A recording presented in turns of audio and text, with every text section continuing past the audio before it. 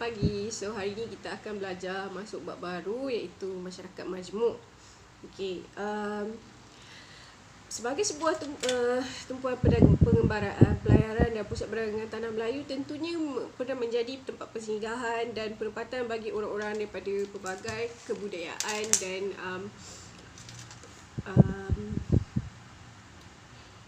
kebudayaan dan asal-usul. Justru konsep pencampuran populasi bukanlah sesuatu yang asing dan fenomena ataupun fenomena baru di Malaysia. Kebanyakan ahli sejarah dan antropologi sosial bersetuju bahawa struktur susunan ras ataupun etnik dan corak penempatan penduduk ini telah ditentukan pada zaman dan perkembangan kolonial dan eksploitasi orang British di semenanjung Malaysia. Menyatakan bahawa dari tahun 1786 hingga 1940 merupakan zaman paling penting dalam menentukan pola-pola etnik, ekonomi, politik dan masa kini di semenanjung Malaysia.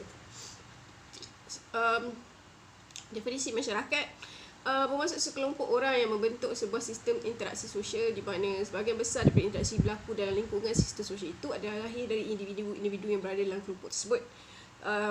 Masyarakat adalah komuniti yang saling bergantung dan memerlukan antara satu sama lain. Umumnya, istilah masyarakat pada asasnya adalah merujuk kepada sekumpulan manusia yang hidup bersama di satu tempat tertentu dalam satu komuniti yang teratur. Masyarakat majmuk ataupun plural society yang bermaksud masyarakat pelbagai kaum, multiracial society, adalah merujuk pada suasana kepelbagaian yang sama-sama atau berkongsi hidup dan tinggal dalam sebuah negara yang sama. Masyarakat majmuk sebuah negara seperti Malaysia kebiasaan terdiri daripada beberapa kelompok majoriti disusuli oleh sub-sub etnik, kumpulan minoriti yang lebih kecil dan kurang berpengaruh. Kategori masyarakat ada kalangan pengkaji bidang antropologi dan sosiologi moden yang cuba untuk mengklasifikasikan masyarakat berdasarkan cara hidup mereka. Justru lahirlah seperti masyarakat petani, masyarakat industri, masyarakat pasca industri dan masyarakat maklumat. Menurut Furnival, masyarakat majmuk merupakan satu masyarakat yang muncul akibat daripada dasar-dasar kolonial dan di mana penjajahan penduduk mengikut kehendak-kehendak sistem ekonominya. Ini mewujudkan kelompok-kelompok yang berbagai ragam dalam satu unit politik.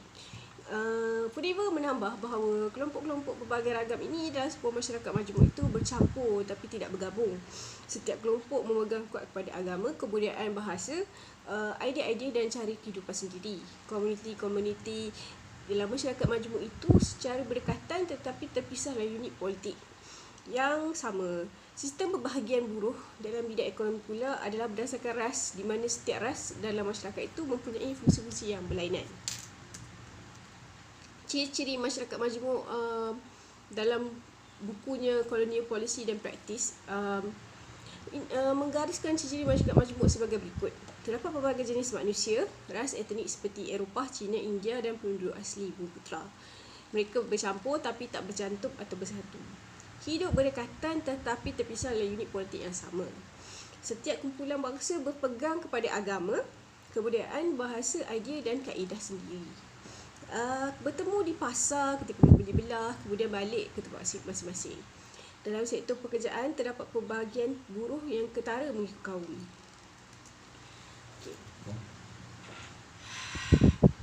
Harry Eckstein pula dalam Division and Cohesion in Democracy menulis bahawa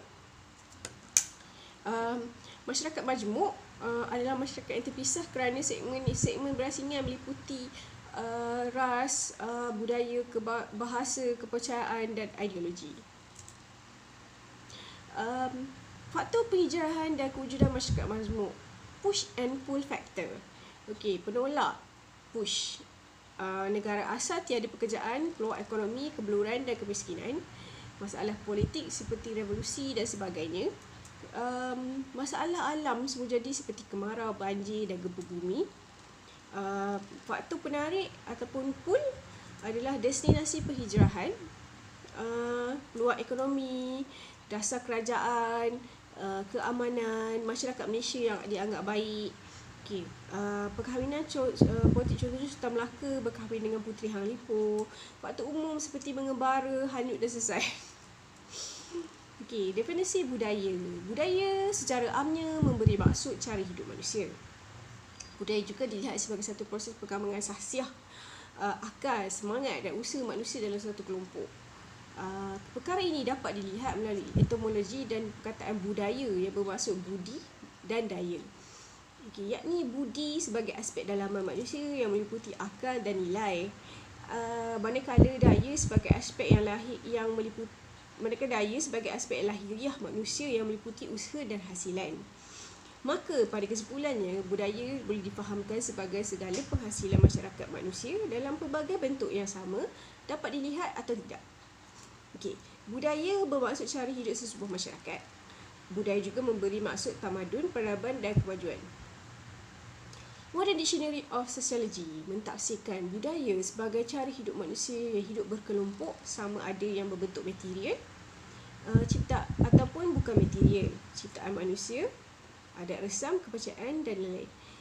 B. Taylor pula menerangkan budaya sebagai satu himpunan pengetahuan, kesenian, adat resam, kemahiran yang dimiliki dan diamalkan oleh manusia dalam satu masyarakat.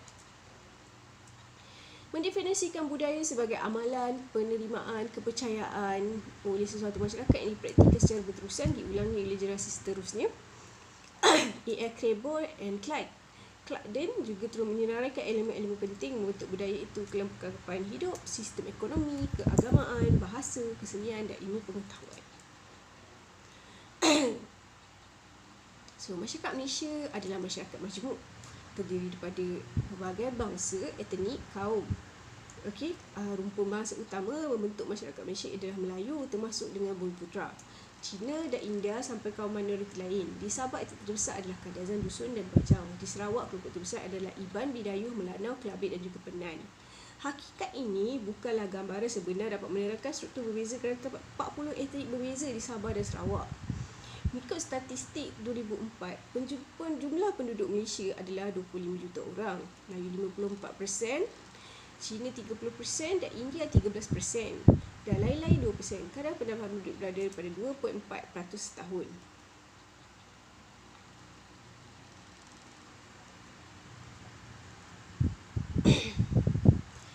Perlembagaan Malaysia Perkara 160 mendefinisikan Melayu sebagai penduduk pribumi yang bertutur dalam bahasa Melayu, beragama Islam dan mengamalkan adat istiadat Melayu. Tetapi dari segi definisi budaya, culture definition, iaitu melangkumi seluruh penduduk pribumi di dunia Melayu Nusantara, iaitu penduduk serumpun tanpa mengira bangsa dan agama, bahasa dan adat istiadat. Masing-masing diikuti dan dipraktikkan oleh rumpun masing-masing. Sub-etnik Melayu itu daripada Melayu Bugis, Mandeleng, Melayu Kampar, Jawa, Banjar, Minang, keturunan Said dan termasuklah masyarakat Bumiputera. Masyarakat Cina di Malaysia berasal daripada selatan Cina, berhijrah sekitar abad ke-15 dan 19. Keturunan Hokkien yang berasal dari wilayah Fujian, Hakka dan Cantonese berasal daripada Guangdong, Teochew, Hailam, termasuk masyarakat Baba Nyonya. Kategori penghijrah yang terdiri daripada petani, pekerja ladang, pekerja lombok, pelarian, untuk suaka politik dan ahli kursi kelab.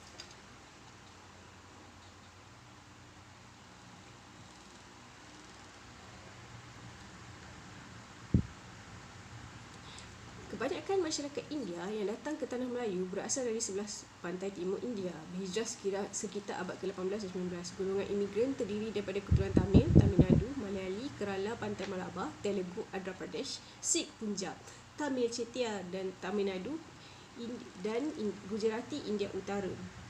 Kategori penghijrah terdiri daripada golongan pemuda, ceti, golongan profesional, askar, pekerja ladang dan landasan kereta api. Pelbagai etnik sebagai kesan asimilasi budaya, Melayu Arab, peranakan Cina, India Muslim, masyarakat yang datang dari India berkahwin dengan wanita tempatan, dikesan seawal zaman Kesultanan Melayu Melaka, peranakan Jawi, hasil perkahwinan Japur antara golongan India Muslim dengan wanita Melayu Pulau Pinang digelar sebagai anak mami dan serani. Masyarakat Bumiputera orang asli terdiri daripada 3 kelompok utama, iaitu Negrito, Kensoi di Baling, Kintak di Lanor dan Hulu Perak, Batik di Kuala Lipis, Besut di Kuala Kerai, Senoi, Temia di Kuala Kangsar, Hulu Perak dan Gua Musang, Semai di Kuala Lipis, Raub, Hulu Selangor, Semak di Beri Jerantut dan Hulu Terengganu, Mahmeri di Kuala Langat, Sepang dan Kelang. Orang asli Jakun, Johor, Pahang, orang Kanak, orang Kuala dan orang Selatan di Pekan sekitar Kota Tinggi, Batu Pahat dan Pontian. Mereka terlibat dalam penjualan rotan, buluh dan sebagainya, mengusahakan tanaman getah.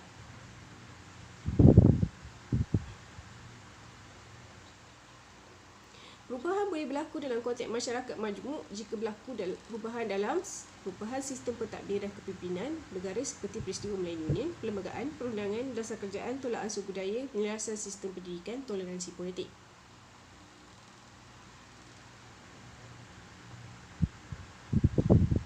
Perubahan juga boleh berlaku melalui pencampuran budaya, perubahan hak pertambahan atau pengurangan, perubahan status satu masyarakat atau bangsa, satu negara, kehilangan budaya asas sesuatu kaum.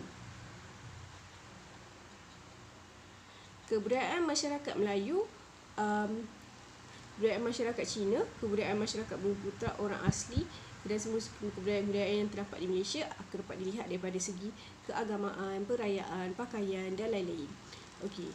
Seterusnya kita akan lihat yang mengenai lebih lanjut mengenai budaya-budaya ini dalam klip video seterusnya.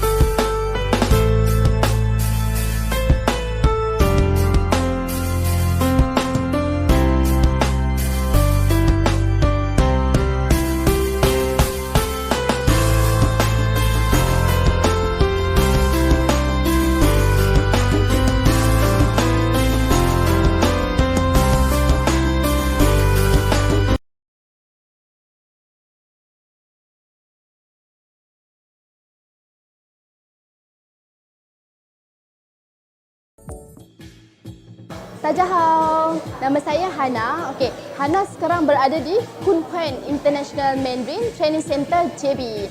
Okey, dekat Khun Khuan ni dia ada buat satu open house sempena Tahun Baru Cina. So, Hana ditugaskan untuk memperkenalkan 9 Chinese culture sempena Tahun Baru Cina. Jom kita tengok apa aktiviti-aktivitinya.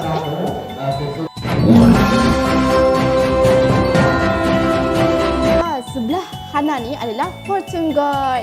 财神到，财神到。 Fortune God tu apa? Oh, lupa. Fortune God tak mudah cakap. Okey, Fortune God ni adalah dewa yang membawa kepada kebahagiaan dan kekayaan. So, memang seperti Tahun Baru Cina, orang Cina akan ada Fortune God untuk mendapatkan kekayaan untuk kaum Cina.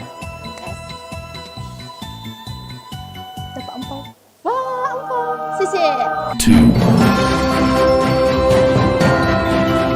Okey, ini adalah mercun. So, sekarang ni Khun Khuan sedang menjalankan majlis perasmian sempena Tahun Baru Cina dengan membakar mercun. Wow, kuatnya bunyi mercun. So, macam mana? Okey? Okey, sebenarnya sempena Tahun Baru Cina memang tak peliklah kalau mereka kaum Cina membakar ini mercun. Sebab apa? Mereka ada kisah di sebaliknya. Okey, pada zaman dahulu, mereka ada sebuah raksasa yang bernama Nian. Okey, Nian ni dia akan keluar pada Tahun Baru Cina untuk mencari mangsa dia. Okey, mangsa dia adalah kanak-kanak, tapi penduduk kamu tahu macam mana nak selesaikan masalah ni. Sebab dia tahu Nian ni sangat takut dengan bunyi yang sangat kuat. So, sebab itulah kaum Cina membakar ini mercun untuk menghalau dan menakutkan Nian ni. So, tradisi ni masih diteruskan sampai sekarang, tapi sebagai simbolik untuk menjauhi perkara-perkara yang tidak baik.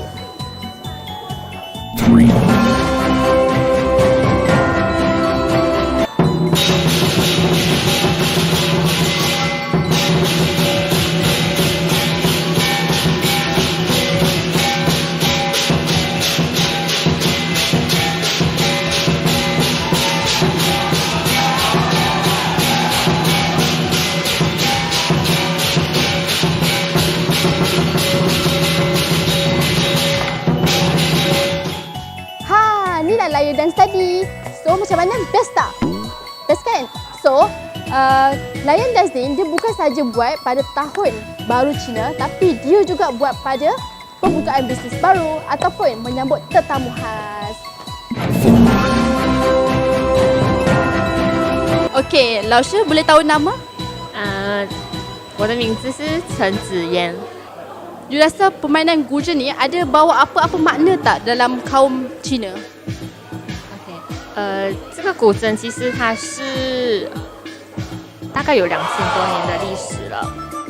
然后中国很大嘛，所以它会有每一个地方，像我们所知道的有潮州、福建、客家之类的，他们会在不同的地区会它的曲风跟音调都会不一样，所以他们古代的人就是从这些乐器来表达他们的情绪。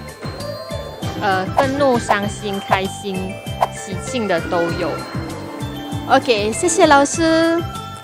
So, faham semua? Ha, inilah permainan tradisional Guzheng. Okay, kita next station iaitu Jianzhi. Jianzhi tu apa? Jom kita masuk dulu. Okey. Jianzhi ni adalah Chinese cutting paper. So, biasa je seperti tahun baru Cina, Chinese akan buat ini cutting paper. Sebutan dia adalah Chun. Chun tu maksudnya spring, musim luruh lah. So, usually diorang akan decorate lah untuk decorate rumah ataupun di mana-mana tempat yang sesuai. So, anda semua boleh tengok kat dalam ni ada macam-macam design. Ada yang design macam ni, ada yang design macam ni, ada yang design macam ni. Tapi perkataan yang sama, Chun. Okay? 6. Okay, next kita pergi kepada Cui Mei. Jom. Sekarang ni sebelah Hana adalah Lao Shi yang mengajar cara buat Cui Mei. So jom kita interview sikit. So Lao Shi, nama? 我是佩珊老师。佩珊老师. Okay, sebenarnya Cui Mei ni apa benda sebenarnya? Dia sebenarnya it's a Chinese ink blowing art lah. It's a famous traditional culture art daripada 90-80. Memang dari dulu-dulu tu dah ada. So untuk buat Cui Mei ni sebenarnya dia perlukan apa? Dia tu sebenarnya apa? Oh, dia sebenarnya you kena ada kertas merah ataupun kertas putih. Lepas tu you kena ada ink macam ni dengan warna merah, putih dengan kuning untuk buat bunga tu. Okey, sebenarnya aktiviti ni ada apa-apa makna tak bagi untuk kaum Cina ke ataupun siapa-siapa? Sebenarnya adalah dia memang ada fun juga, ada dia punya makna juga. Dan ibarat macam dia punya proses untuk buat art ni, dia sebenarnya macam understanding a life process. So, inilah Cui Mei. 7. Okey, next kita pergi kepada Han Fu. Han Fu tu apa? Jom kita tengok kat dalam. Okey, hai. Inilah Han Fu. Okey. Nama?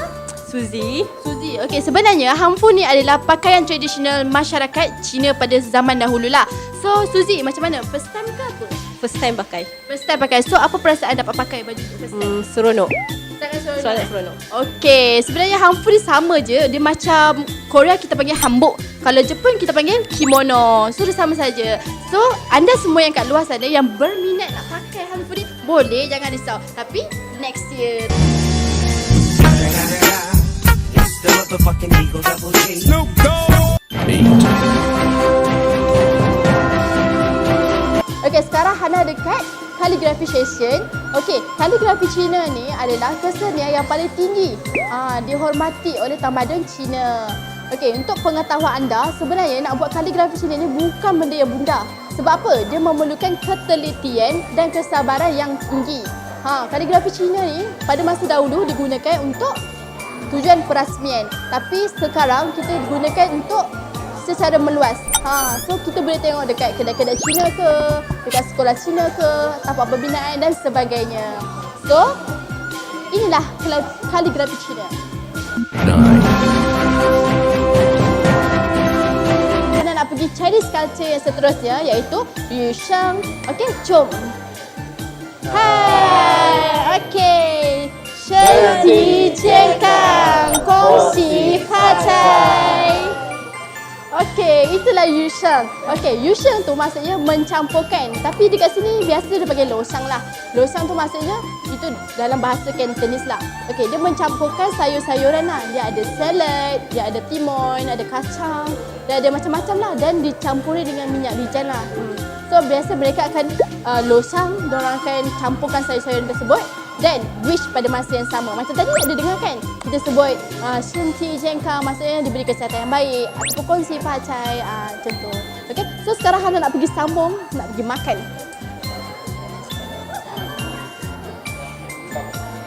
So itulah tadi 9 Chinese culture.